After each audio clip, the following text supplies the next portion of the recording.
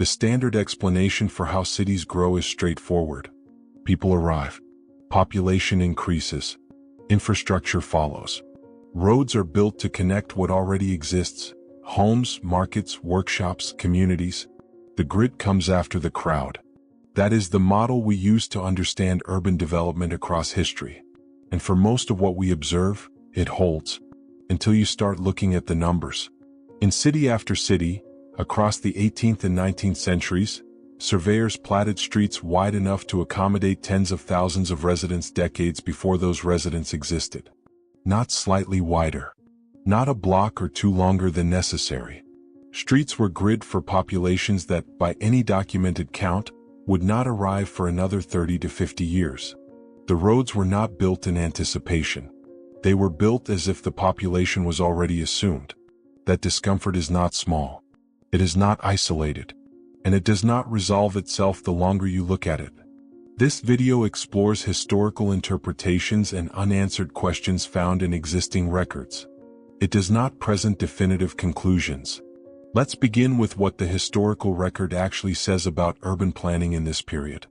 By the early 1800s, a formal doctrine of rational planning had taken hold across Europe and its colonial territories. City designers, often trained engineers and military cartographers, argued that cities should be designed in advance of their growth, not reactively. The grid in this framework was a tool of efficiency. Lay the streets first, sell the lots, and growth will fill the plan. This is documented. It is real. The Commissioner's Plan of 1811 in New York, for example, extended a grid across Manhattan far beyond the settled areas of the time. Planners explicitly stated they were designing for future population. The logic was forward-thinking governance. The idea was scalability. That explanation on its surface is satisfying. But here is where the record begins to ask questions it does not immediately answer. The Manhattan grid, often cited as the model of forward planning, extended streets into farmland, yes. But the proportions were calibrated. The population of New York in 1811 was approximately 96,000 people. The grid they laid was designed, by the Commissioner's own estimates, to accommodate roughly 400,000. That is a fourfold projection over an assumed generation. Aggressive, but not unreasonable for a city already showing dramatic expansion curves. Now compare that to what appears in smaller interior towns, places with no comparable expansion pressure, no port access, no industrial anchor, where grids were laid with the same or greater scalar ambition. Towns in the Ohio River Valley, platted in the 1810s and 1820s, were designed with wide central boulevards, formal civic squares, and multi-block commercial corridors. Some of these towns had populations under 300 people at the time of platting. Some never exceeded 2,000 residents in the entire 19th century. The infrastructure was not proportional to any realistic growth projection. It was proportional to a city. This is not one anomaly. It appears across dozens of documented cases. The rational planning argument has a second layer that researchers often invoke here: land speculation. If you plat a large, ambitious grid, you can sell more lots. More lots means more revenue for the founding company, the land grant holder, or the territorial government. The grid, in this reading, was a financial instrument as much as a civic one. Draw the streets generously, project confidence, attract buyers, profit. That is also a real mechanism. It is documented in the correspondence of land companies throughout the early American Republic. Speculators did inflate their plans. Some towns existed almost entirely on paper. But the speculation argument runs into a problem of its own. Speculation explains the existence of oversized grids. It does not explain the construction that accompanied them. In a number of documented cases, the streets were not merely drawn. They were graded, clear. In some instances, paved or cobbled. Drainage systems were installed beneath road surfaces before a single permanent building stood on the surrounding lots. Infrastructure was not sketched, it was built. That distinction matters. A speculative plat costs relatively little to produce. A graded, drained, surface street grid in a town of 300 people is a significant capital investment. The labor cost alone, relative to the tax base and population, raises questions that the speculation model does not comfortably absorb. Who was funding this level of preparation? For what anticipated use? There is a third conventional explanation, and it deserves fair treatment. Military and administrative planning, particularly in territories newly acquired or contested, often required infrastructure before population. Roads needed to exist before troops and supply chains could move efficiently. Formal town layouts served governance functions, tax collection, census administration, legal boundary enforcement, that benefited from existing before dense settlement. This is also supported by evidence. Many early American towns were platted along military survey lines. The Land Ordinance of 1785 created a systematic grid across the entire Northwest Territory precisely to impose administrative order on land before it was populated. So infrastructure preceding population is, in this framing, expected. It is policy. That is a reasonable answer. But policy-based infrastructure typically scales to administrative function: a courthouse, a garrison, a post road. It does not typically produce a full urban commercial grid with multi-lane boulevard widths, formal park allocations, and symmetrical civic center blocks in a location with no strategic military value, no river crossing, and no documented administrative designation. Some of the towns in question were not on major routes. They were not near forts. They were interior, unremarkable locations where an elaborate grid simply appeared in the record, fully formed, and then sat mostly empty for decades. The explanations: rational planning, land speculation, military administration, each account for part of the pattern. None of them, individually or combined, accounts for all of it. Scale is the thing that keeps not resolving.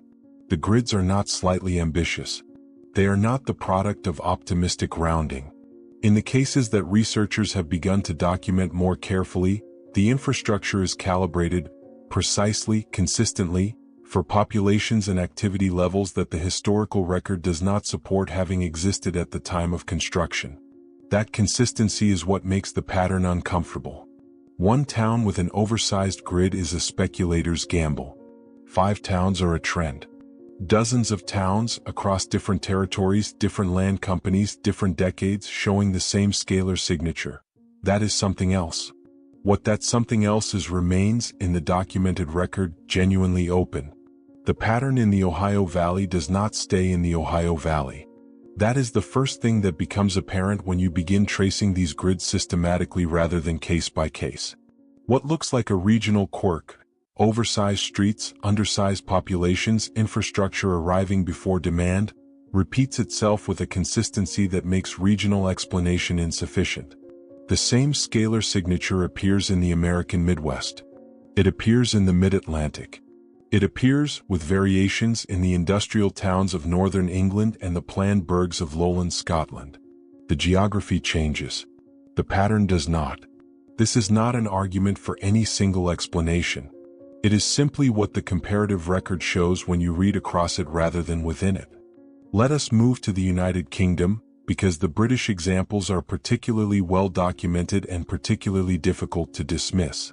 By the early decades of the 19th century, Britain was industrializing at a rate that should have produced chaotic, reactive urban growth. And in many places it did. The slum conditions of Manchester, Birmingham, and East London in the 1830s and 1840s are extensively recorded. Overcrowding, absent sanitation, streets that were never planned at all. These are the cities we typically associate with this era.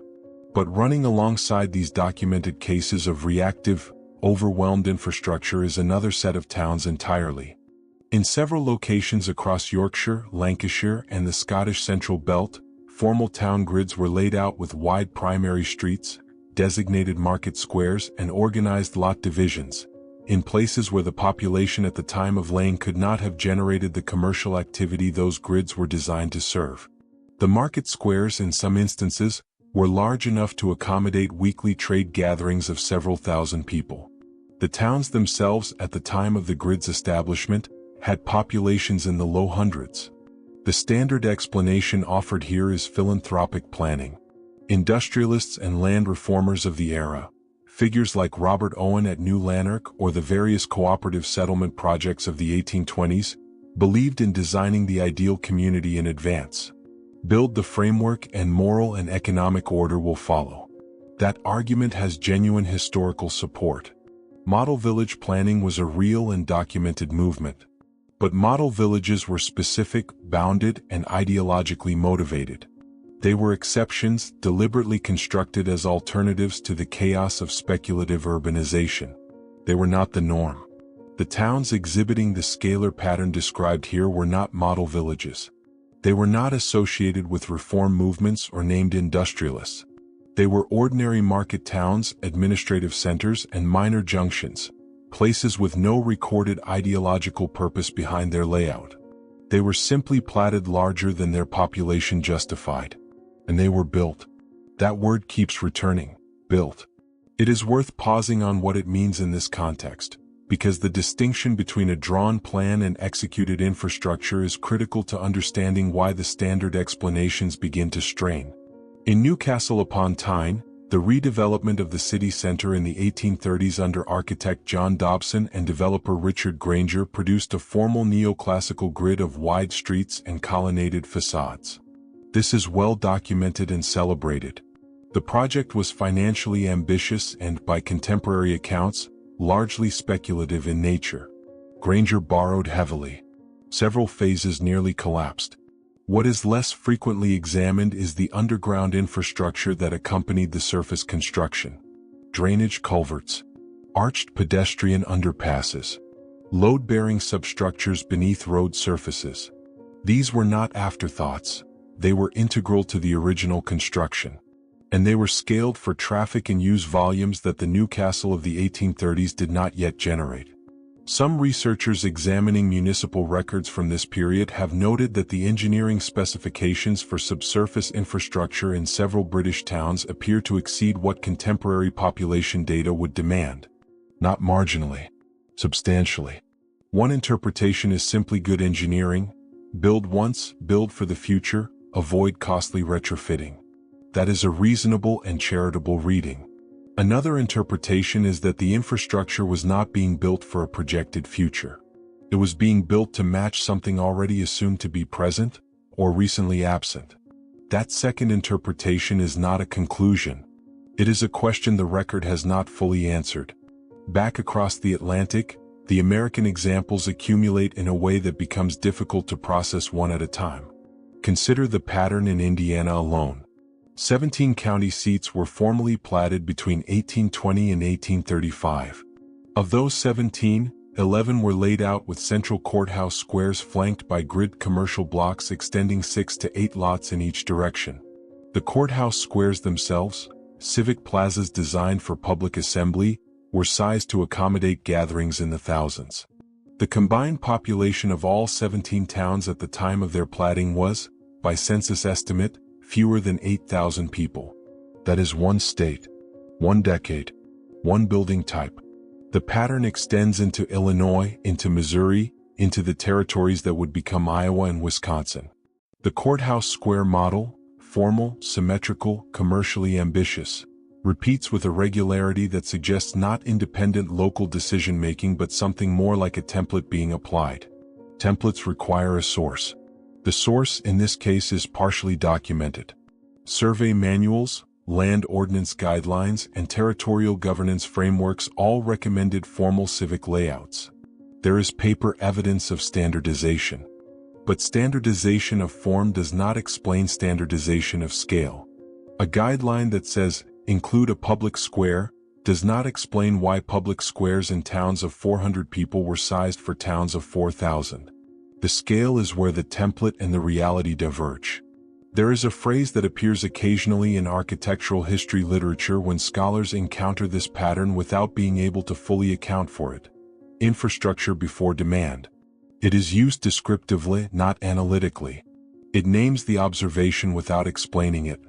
And it appears in enough independent academic contexts, urban history, economic geography, preservation studies, that it has become a quiet, unresolved feature of the field rather than a focused area of inquiry.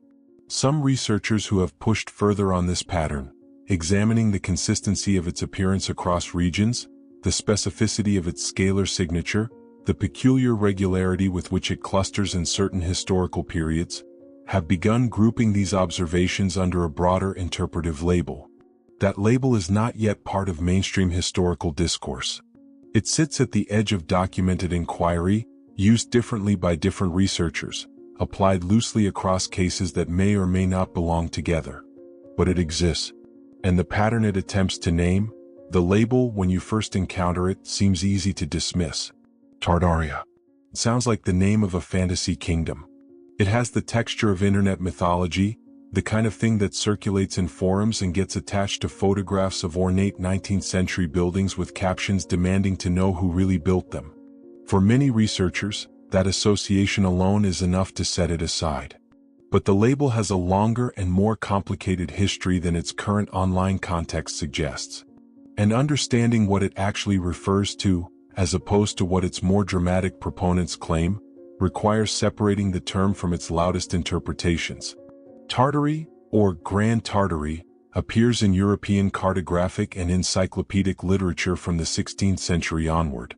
It was used to describe a vast, loosely defined region of Central and Northern Asia, territories that European mapmakers understood poorly, grouped broadly, and labeled with varying degrees of precision. By the 18th century, encyclopedias including the Encyclopaedia Britannica carried substantial entries on Tartary, describing its geography, its peoples, and its trade routes. This is documented. It is not contested.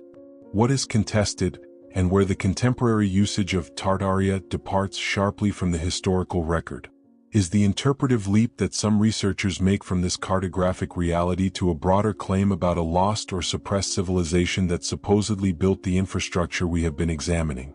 That leap is significant, and it is worth being precise about where the documented record ends and interpretive speculation begins. The historical Tartary was a geographic designation, not a unified political entity. It described a region.